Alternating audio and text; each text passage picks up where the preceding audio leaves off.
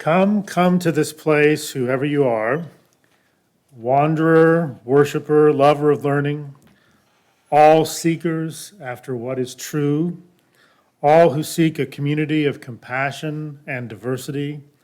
Come to this place, whoever you are, though you've broken your vows 1,000 times and you're too busy and you don't have the time. Come to this place, whoever you are, lovers of wisdom, lovers of humanity, lovers of beauty. Come to this place where a love we do not make surrounds us and lifts us and nurtures us. Come to this place, whoever you are. Ours is not a community of despair, but of hope, not a place of judging, but of thanksgiving, not a place of certainty, but of searching. Come to this place, whoever you are. Come yet again, come. And now let us join together and light the candles of community. You can light a candle for a joy or a concern or simply to bring more light to this space.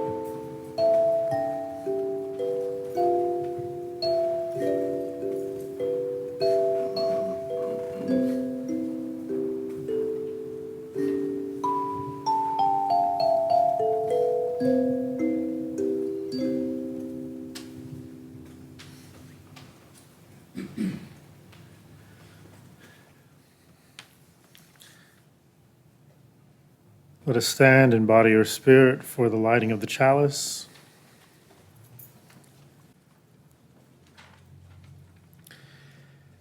We light this chalice, remembering and honoring our own tradition and celebrating the rich diversity of traditions among us. As we search for justice, meaning, and purpose, may we remember that justice, meaning, and purpose live first in deeply listening to one another.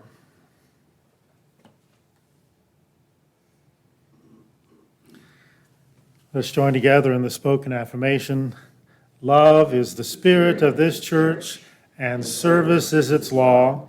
This is our great covenant, to dwell together in peace, to seek the truth in freedom, and to help one another. Be seated. Our opening thought comes from Bell Hooks from her work, Teaching Community.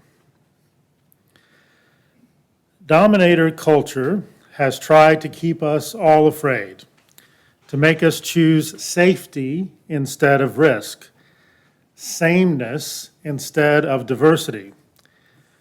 Moving through that fear, finding out what connects us, reveling in our differences, this is the process that brings us closer, that gives us a world of shared values, of meaningful community.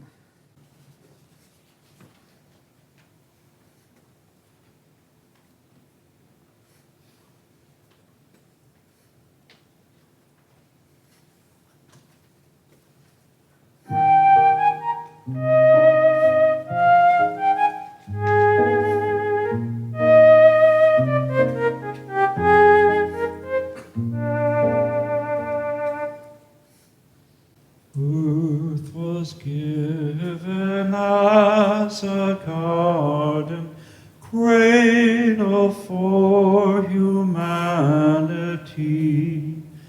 Tree of life and tree of knowledge, place for our discovery. Here was home for all your creatures, born of land and sky and sea, all created in your image, all to live in harmony.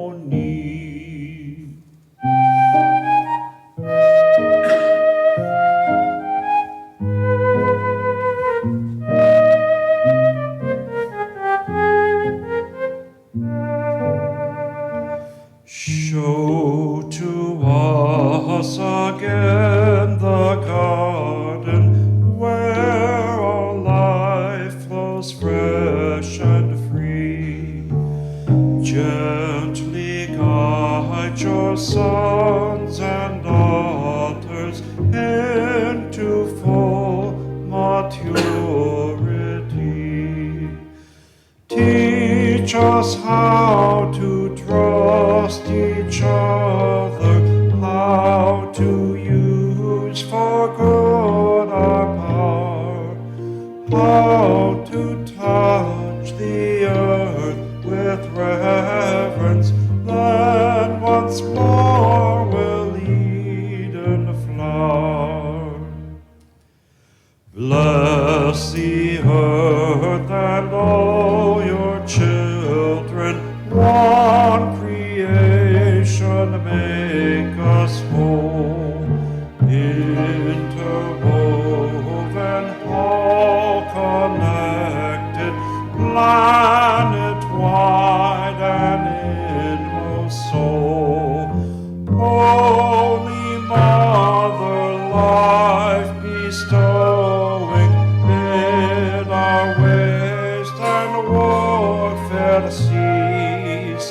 Fill us all with grace o'erflowing. Teach us how to live in peace.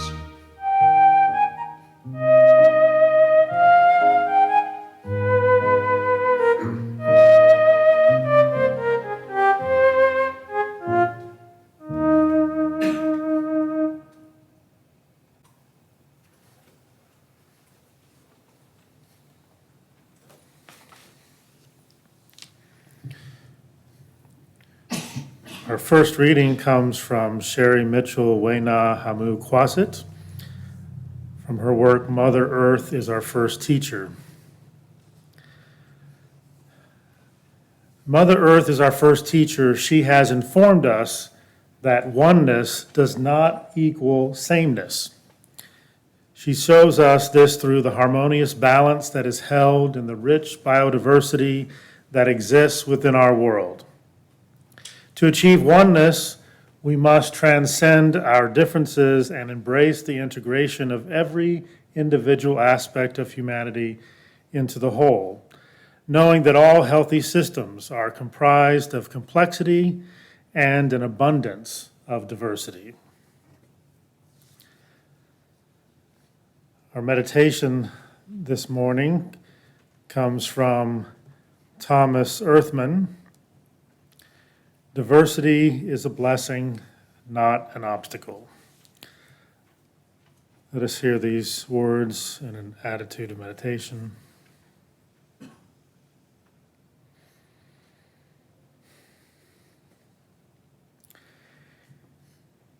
In some traditions, they want everyone to be similar.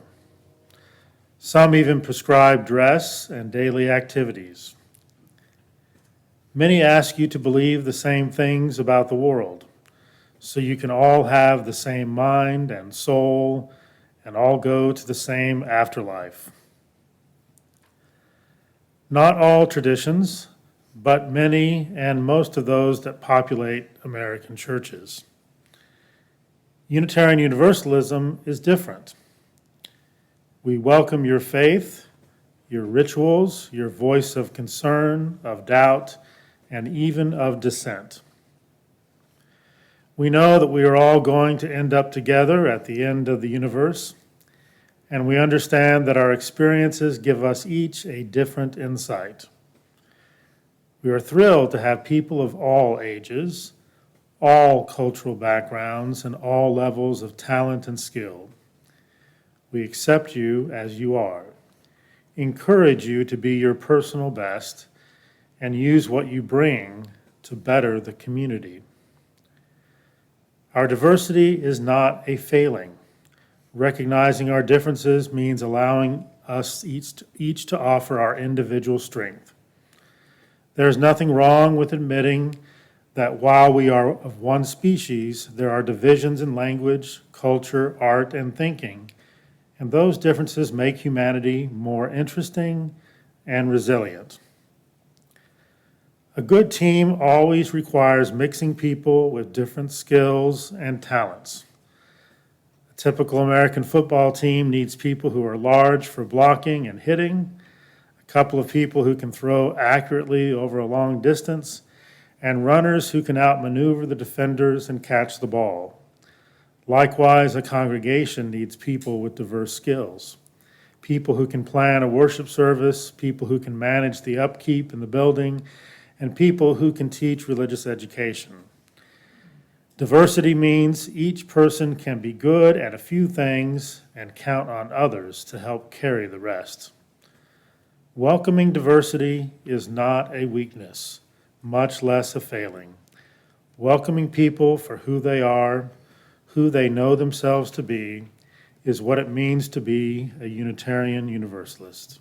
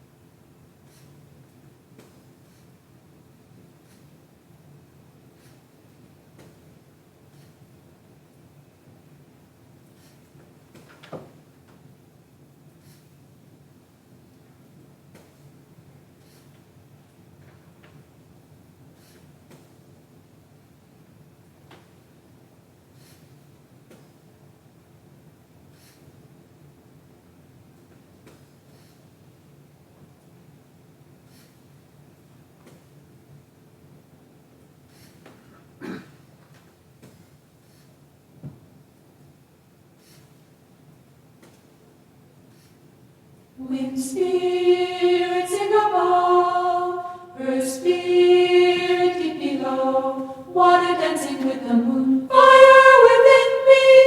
Wind spirit sing above, earth spirit deep below, water dancing, fire within me. Wind spirit sing above, earth spirit deep below, water dancing, fire within me. Wind spirit sing above, earth spirit deep below, water dancing, fire within me. Wind spirit sing above, earth spirit deep below, water dancing, fire within me.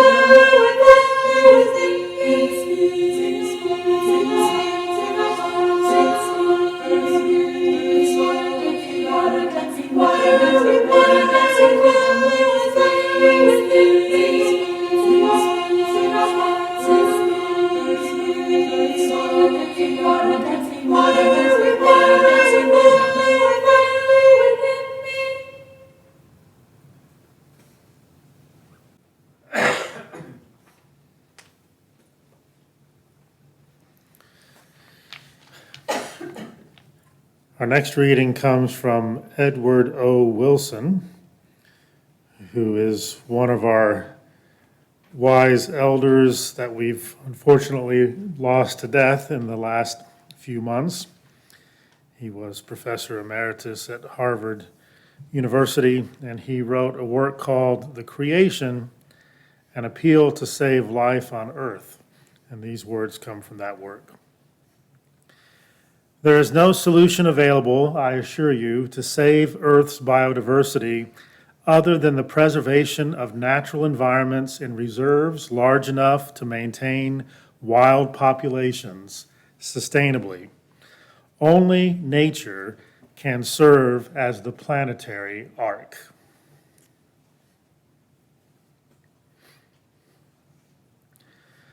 So this morning on our Earth Day Sunday, as part of Earth Week, which has been a busy week for me. Earth Week tends to always be a busy week for me. I spent some time talking with folks in Brazil on the urgency of dealing with sustainability, and yesterday I was part of our Earth Day rally in Oklahoma City, in downtown Oklahoma City, in the shadow of one of the largest oil company buildings in the United States, as we looked at what we could do in Oklahoma City to bring about a more sustainable community. And then this morning, I'm so happy to be here to talk about the importance of collaboration and diversity for human and ecological communities. The importance of collaboration and diversity for human and ecological communities. So first,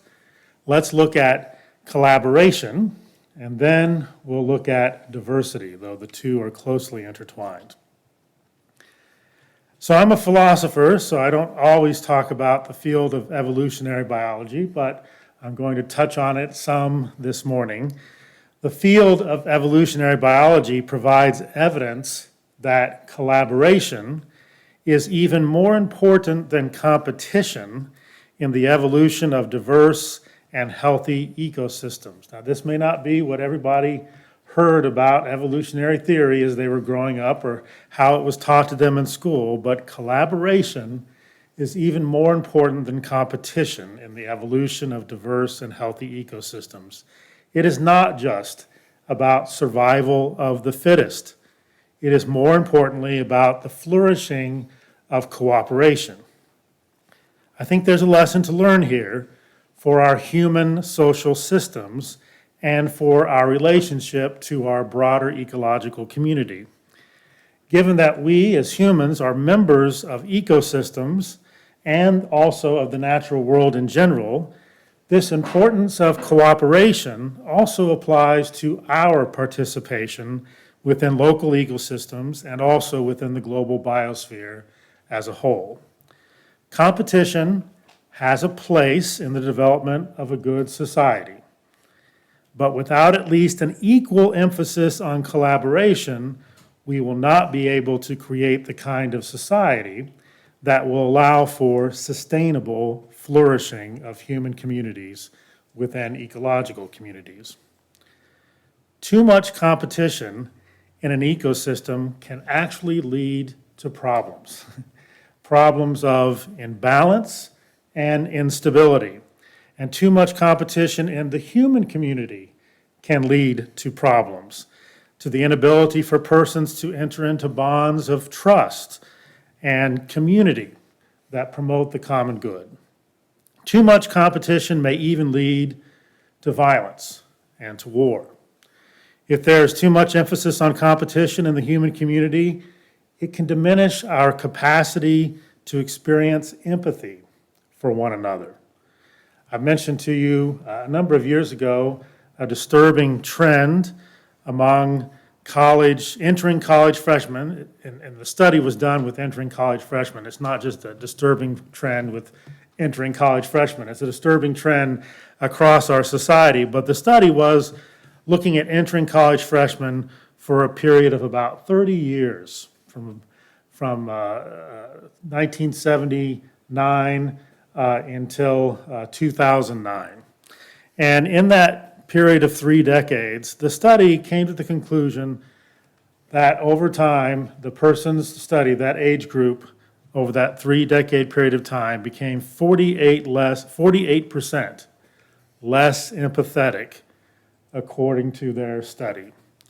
48% less empathetic over 3 decades. One might ask, is the decrease in empathy a result of the cultivation of a culture of competition rather than a culture of collaboration? Could it also be that we have become more comfortable relating to various forms of technology rather than cultivating personal relationships?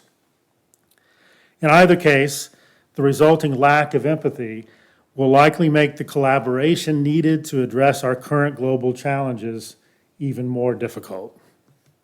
Our global problems, I don't have to tell you, are complex.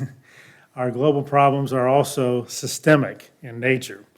The culture of competition has not proven effective by itself in addressing these global problems, especially our global ecological problems. For human community to be healthy, stable, and sustainable, we need to take a lesson from evolution and become more cooperative, a more cooperative society that intentionally finds ways of caring for one another and caring for the planet. What is needed to cultivate the empathetic and collaborative society that is needed to make the significant changes that are necessary to avoid ecological and economic collapse and the tearing apart of our social fabric? This is one of the most important, urgent questions of our time. The collaborative and increasingly widespread efforts that I see of those who are attempting to take the threat of global climate change seriously does provide some hope that a significant empathetic shift is a possibility. And it's important that I think we all join and enhance these ongoing collaborative efforts for a more sustainable future.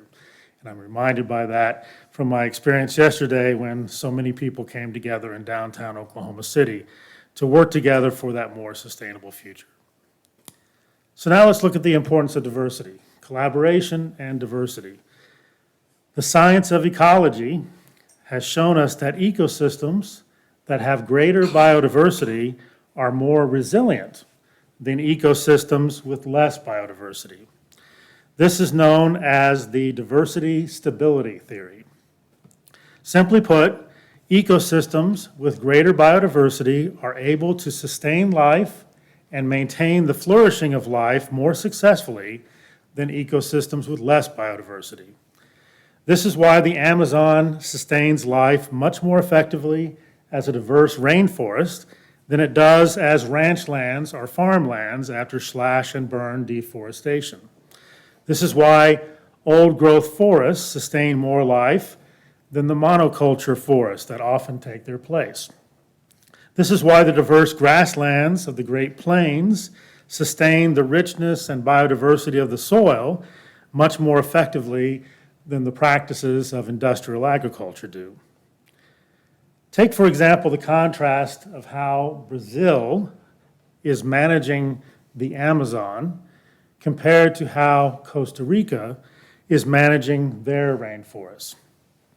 Brazil has been deforesting the Amazon rainforests at an unsustainable rate for decades to make quick profits off of the lumber and to create new farming and ranch land.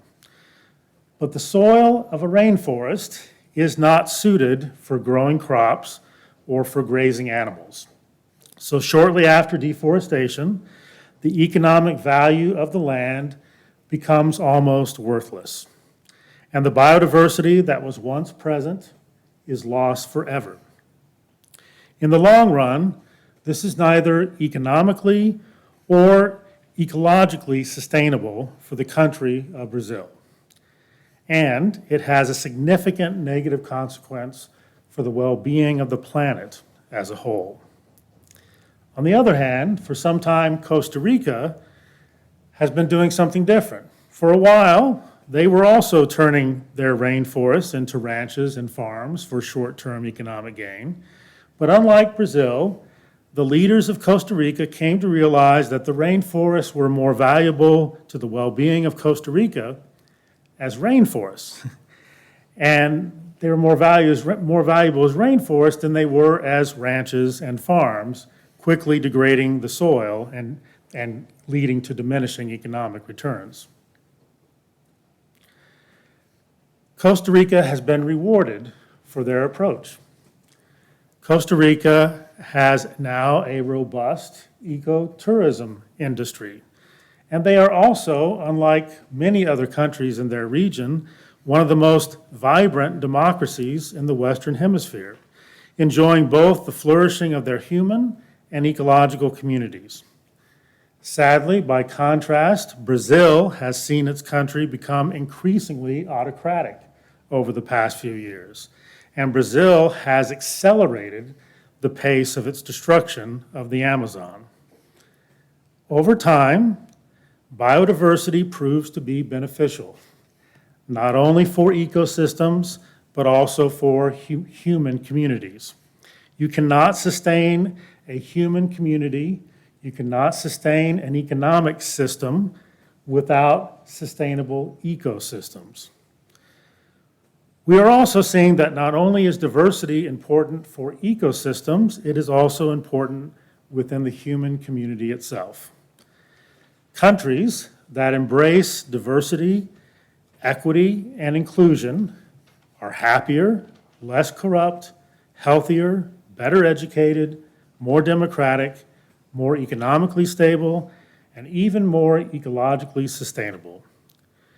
Even in crass economic terms, companies that are more diverse in their workforce, companies that are more diverse in their workforce prove to be more productive and more profitable. In fact, many times more so than companies that do not embrace diversity. The studies and data show that it literally pays to be more diverse. Now, I don't want that to be the only reason that we are more diverse, but it does literally pay to be more diverse because the productivity and profitability increases dramatically when you have a more diverse workforce. So if we look closely, and if we look with discerning eyes, we see that nature teaches us that survival is less about competition and more about cooperation, collaboration, and benefiting from the value of diversity. This being the case, the fact that we are a land of biodiversity, and we've benefited greatly as a country from our biodiversity, but the fact that we are still a land of biodiversity and the fact that we are also a land of diverse people, diverse religious traditions, diverse cultural traditions, this is something that we ought to embrace rather than fear, because it will lead to a more flourishing human community for all. In fact, it may be the key to a stable and sustainable future. And ultimately, it may be the key to our survival as a species.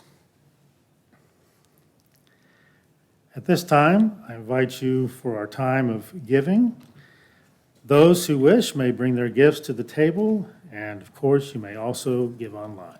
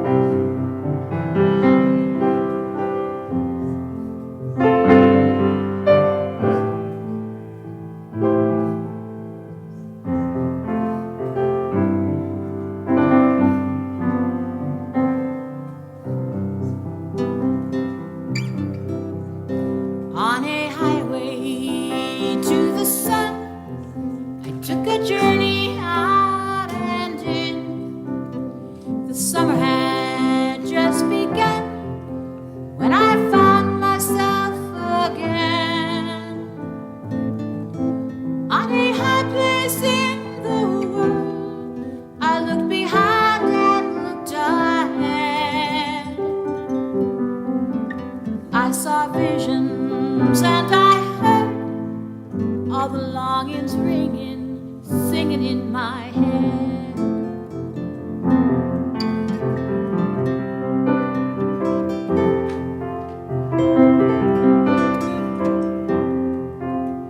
The snow had begun to melt, so they opened up the road. The sunshine at last was felt, though the air was clear and cold. I watched the mountain goats cavort on the rocky precipice. I watched the summer come restored to a high place in the west.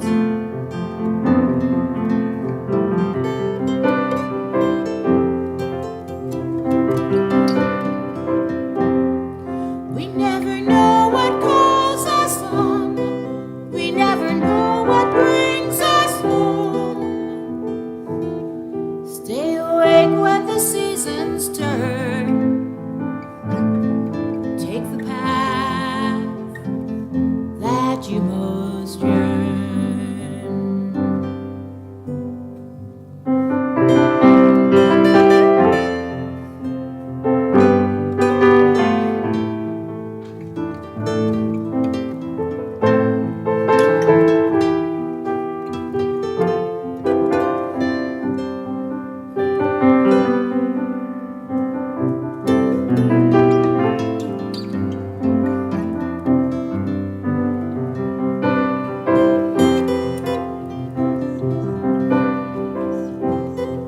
We never know what calls us on. We never know what brings us home.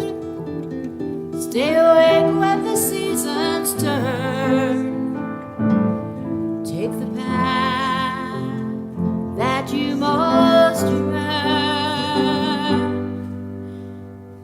As the sun hung in the sky on that solstice day in June, my soul began to fly, and my future came in view. Among the glacier flower fields on the continent's divide, I crossed a mountain in my life. I changed a season deep inside.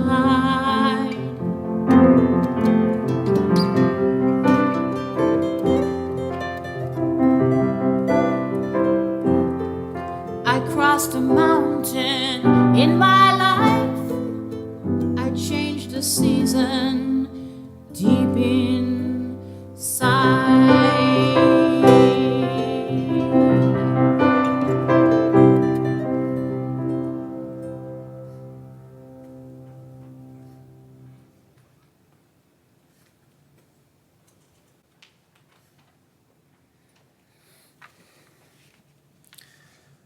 Our parting thought comes from Michael Pollan from his book, The Omnivore's Dilemma, A Natural History of Four Meals.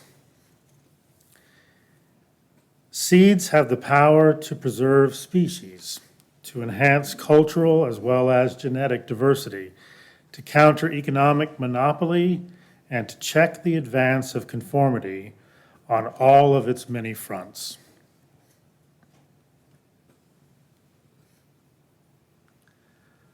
Let us join in the extinguishing of the chalice. We extinguish this flame, but not the light of truth, the warmth of community, or the fire of commitment. These we carry in our hearts until we are together again.